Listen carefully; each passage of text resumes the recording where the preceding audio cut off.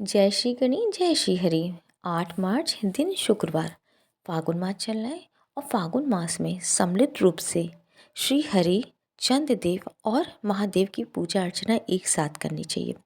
अगर आप चैनल पर पहली बार आए हों तो चैनल को प्लीज़ सब्सक्राइब किया कीजिए और वीडियो को ज़्यादा से ज़्यादा शेयर करके लाइक और कमेंट में हर हर महादेव जय श्री राधे लिखिए। तो आज की कथा इस प्रकार है। बांके बिहारी मंदिर की पौराणिक कथाओं से इस बात का पता चलता है कि ये मंदिर कैसे अस्तित्व में आया। ऐसा माना जाता है कि हरिदास, जो भगवान कृष्ण के भक्त थे, उनका अपना ज़्यादातर समय शास्त्रों का ध्यान करने, पढ़ने और प्रार्थना करने में व्यतीत होता था। भगवान श्री कृष्ण के प्रति वो इतने ज़्यादा समर्पित थे कि उन्होंने हरिमती जी से विवाह करने के बाद भी अपना ये कठोर अनुशासन जारी रखा। भगवान को आत्मसमर्पण करने के बाद स्वामी हरिदास वृंदावन के लिए निकल गए। ये और वहाँ पहुंचकर उन्होंने ध्यान करने के लिए एकांत का रास्ता चुना, जिसको आज निधिवन के नाम से जाना जाता है। एक दिन जब स्वामी जी ने अपने शिष्यों को निधिवन में प्रवेश करने की अनुमति दी तो उन्होंने कुछ अद्भुत देखा। वहाँ पूरा स्थान तेज प्रकाश से भरा हुआ था, जैसा कि उन्होंने कभी नहीं देखा था। वहाँ पर और कोई नहीं बल्कि खुद भगवान कृष्ण हैं, जो राधा जी के साथ भक्तों के सामने प्रकट हुए थे। तब स्वामी हरिदास ने कृष्ण और राधा से निवेदन किया कि वे दोनों की छवि को एक रूप दें और इसके साथ उन्होंने भगवान से हमेशा हमेशा उनकी दृष्टि के सामने रहने की कामना की।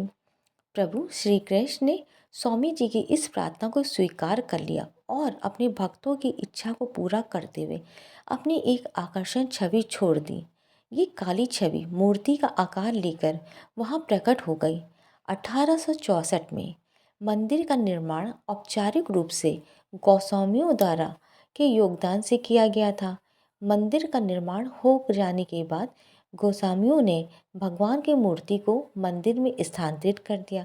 ये भाव मूर्ति वही है जो भगवान ने स्वामी हरिदास के निवेदन पर दी थी। बांके बिहारी के चमत्कार की कहानी। एक व्यक्ति पाकिस्तान से 1 लाख रुपए का रूहानी इत्र लेकर आए थे, क्योंकि उन्होंने संत श्री हरिदास जी महाराज के और बांके बिहारी के बारे में ये सुना हुआ था। उनके मन में आए कि मैं बिहारी जी को ये इत्र भेंट करूं। इस इत्र की खासियत ये होती है कि अगर बोतल को उल्टा कर देंगे तो भी इत्र धीरे धीरे गिरेगा और इसकी खुशबू लाजवाब होती है। ये व्यक्ति वृंदावन पहुंचा। उस समय संत जी एक भाव में डूबे हुए थे। संत देखते ही है कि राधा कृष्ण दोनों होली खेल रहे हैं। जब उस व्यक्ति ने देखा कि ये तो ध्यान में है तो उसने वह इत्र की शीशी उनके पास में रख दी और पास में बैठकर संत की समाधि खुलने का इंतजार करने लगा। तभी संत देखते हैं कि राधा जी और कृष्ण जी एक दूसरे पे रंग डाल रहे हैं। पहले कृष्ण जी ने रंग से भरी पिचकारी राधा जी के ऊपर मारी और राधा रानी सर से लेकर पैर तक रंग में रंग गई। अब जब राधा जी रंग डालने लगी तो उनकी कमोरी छोटा घड़ा खाली थी। संत को लगा कि राधा जी तो रंग डाल ही नहीं पा रही हैं, क्योंकि उनका रंग खत्म हो गया। तभी संत ने तुरंत वे इत्र की शीशी खोली और राधा जी की कमोरी में डाल दी और तुरंत राधा जी ने कृष्ण जी पर रंग डाल दिया। हरिदास जी ने सांसारिक दृष्टि में वो इत्र भले ही रेत में डाला हो, लेकिन आध्यात्मिक दृष्टि में वो राधा रानी की कमोरी में डाला। उस भक्त ने देखा कि इन संत ने सारा इत्र जमी पे गिरा दिया और उसने सोचा मैं इतनी दूर से इतना महंगा इत्र लेकर आया था, पर इन्होंने तो सारा बिना देखे ही रेत पर फेंक दिया। मैंने तो इन संत के बारे में बहुत कुछ सुना था, लेकिन इन्होंने मेरे इतने महंगे इत्र को मिट्टी में मिला दिया। वह कुछ भी ना बोल सका। थोड़ी ही देर बाद संत ने आंखें खोली। उस व्यक्ति ने संत को अनमने मन से प्रणाम किया। अब वो व्यक्ति जाने लगा। तभी संत ने कहा आप अंदर जाके बिहारी जी के दर्शन कर आए। उस व्यक्ति ने सोचा कि अब दर्शन करें या ना करें क्या लाभ है। इन संत के बारे में जितना सुना था सब उसका उल्टा ही है। है, फिर भी चलो चलते हैं, चलते समय दर्शन कर लेता हूँ, क्या पता अब कभी आना हो या ना हो। ऐसा सोचकर वे व्यक्ति बांके बिहारी मंदिर में अंदर गया तो क्या देखता है कि सारे मंदिर में वही इत्र महक रहा है। और जब उसने बिहारी जी को देखा तो उसे बड़ा आश्चर्य हुआ, और बिहारी जी सिर से लेकर पैर तक इत्र में नहाए हुए थे। उसकी आंखों से प्रेम के आंसू बहने लगे और वह सारी लीला समझ गया। तुरंत बाहर आकर संत के चरणों में गिर पड़ा और उन्हें बार बार प्रणाम करने लगा और कहता है, संत जी मुझे माफ़ कर दीजिए, मैंने आप पर अविश्वास दिखाया। संत ने उसे माफ़ कर दिया और कहा कि भैया तुम भगवान को भी संसारी दृष्टि से देखते हो, लेकिन मैं संसार को भी आध्यात्मिक दृष्टि से देखता हूँ। बोलिए बांके बिहारी की जय हो, लीलाधारी की जय हो। अगर आपको कथा पसंद आई हो तो कथा वीडियो को ज़्यादा से ज़्यादा शेयर कीजिए और लाइक कीजिए, कमेंट्स कीजिए, बांके बिहारी की जय कीजिए, चैनल को सब्सक्राइब कीजिए। जय हो जय हो जय हो। जय श्री गणेश। सभी भक्तों को महाशिवरात्रि की बहुत बहुत बधाई हो। महादेव से प्रार्थना है कि सभी भक्तों पे अपनी वो कृपा बनाए रहें। शिव महापुराण का अध्याय सुनना और पढ़ना दोनों ही बहुत शुभकारी होता है। आज इसी संबंध में शिव पुराण के हम लोग 18वां और 19वां अध्याय श्रवण करेंगे। रुद्र की नीत अग्नि से कामदेव का भस्म होना, रति का विलाप, देवताओं की प्रार्थना से शिव जी का कामदेव को द्वापर में प्रद्युम्न रूप से नूतन शरीर की प्राप्ति के लिए वर देना और रति देवी को संबन नगर में जाना। ब्रह्मा जी कहते हैं, मुने काम अपने साथी बसंत आदि को लेकर वहां पहुंचा। उसने भगवान शिव पर अपने बाण चलाए। तब शंकर जी के मन में पार्वती के प्रति आकर्षण होने लगा और उनका धैर्य छूटने लगा। अपने धैर्य का हरस होता देख महायोगी महेश्वर अत्यंत विस्मित हो पड़े कि परमात्मा गिरीश्वर को तत्काल रोज चढ़ाया। मुने उधर आकाश में बाण सहित धनुष लिए खड़े हुए कामदेव ने भगवान शंकर पे अपना अमोघ अस्त्र छोड़ दिया, जिसका निवारण करना बहुत कठिन था। परंतु परमात्मा शिव पर वह अमोघ अस्त्र भी मोह व्यर्थ हो गया। कुपित हुए परमेश्वर के पास जाते ही शांत हो गया। भगवान शिव पर अपने अस्त्र के व्यर्थ हो जाने पर काम को बड़ा भय हुआ। भगवान मृत्युंजय को सामने देखकर वह कांप उठा और इंद्र आदि समस्त देवताओं को स्मरण करने लगा। मुनिश्रेष्ठ अपना प्रयास निसफल हो जाने पर काम भय से व्याकुल हो उठा। मुनीश्वर काम के स्मरण करने पे वे इंद्र आदि सब देवता वहां आ पहुँचे और शंभु को प्रणाम करके उनकी स्तुति करने लगे। देवता स्तुति कर ही रहे थे कि कुपित हुए भगवान हर के ललाट के मध्य भाग में स्थित तृतीय नेत्र से बड़ी भारी आग तत्काल प्रकट होकर निकली। उसकी ज्वालाएं ऊपर की ओर उठ रही थीं। वह आग धू धू करके जलने लगी। उसकी प्रभा प्रलय अग्नि के समान जान पड़ती थी। वह आग तुरंत ही आकाश में उछली और पृथ्वी पर गिर पड़ी। फिर अपने चारों ओर चक्कर काटती हुई धाराशायी हो गई और साधु भगवान क्षमा कीजिए, ये बात जब तक देवताओं के मुख से निकले तब तक ही उस आग ने कामदेव को जला के भस्म कर दिया। उस वीर कामदेव के मारे जाने पर देवताओं को बड़ा दुख हुआ। वे व्याकुल हो हाय ये क्या हुआ, हाय ये क्या हुआ, ऐसा कह कह के जोर जोर से चिल्लाकर रोने लगे, बिलखने लगे हुई। उस समय विकृतित चित हुई पार्वती का सारा शरीर सफेद पड़ गया। काटो तो खून ने वह सखियों के साथ ली अपने भवन को चली गई। कामदेव जी के जल जाने पर रति वहां एक क्षण अचेत पड़ी पड़ी रही। पति की मृत्यु के दुख से वह इस तरह पड़ी थी मानो मर गई हो।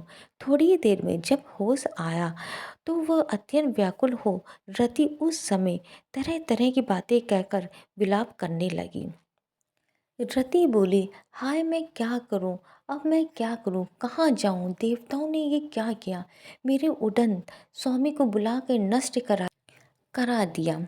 हाय हाय नाथ स्मर स्वामी प्राण प्रिय, हाँ मुझे सुख देने वाले प्रीतम, हाँ प्राणनाथ, ये क्या, यहाँ क्या हो गया? ब्रह्मा जी कहते हैं नारद, इस प्रकार रोती बिलखती और अनेक प्रकार की बातें कहती कहती रति हाथ पैर पटकने और अपने सिर के बालों को नोचने लगी। उस समय उसका विलाप सुनकर वहाँ रहने वाले समस्त वनवासी जीव तथा वृक्ष आदि स्थावर प्राणी भी बहुत ही दुखी हो गए।